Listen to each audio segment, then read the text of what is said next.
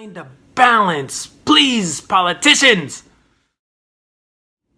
Hey, Mortgage Nerd here again. So I want to talk about industry regulation. The mortgage industry was loosely regulated before the market boom and crash, right?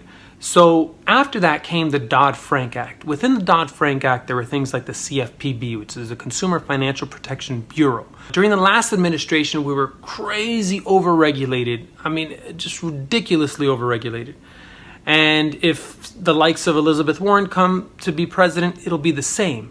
But during this administration, we're grossly underregulated on a federal level. It's like, where's the balance here? Why can't we find a middle ground? Why can't we be regulated so that the bad people stop doing bad things, but not overregulated so that the good people aren't paying tens of thousands of dollars every year in attorneys and compliance and all this other BS? It's too much. Where's the middle ground? So why am I saying this? RESPA is the Real Estate Settlement Procedures Act. That used to be regulated by HUD, the Housing and Urban Development. And they're not regulating anymore. They sent it over to the CFPB, which I mentioned before, the Consumer Financial Protection Bureau. Well, guess what? Consumer Financial Protection Bureau under this administration is basically doing nothing. I mean, they are doing stuff. They're doing like just only certain big, gross violations, which I'm glad. You don't want to be over-regulated.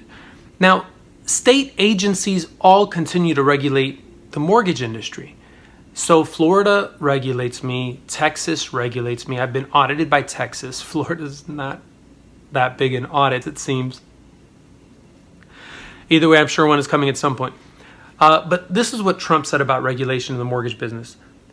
For decades, federal agencies have been issuing thousands of pages of so-called guidance documents, a pernicious kind of regulation imposed by unaccountable bureaucrats in the form of commentary on how rules should be interpreted, Trump said as he signed the order.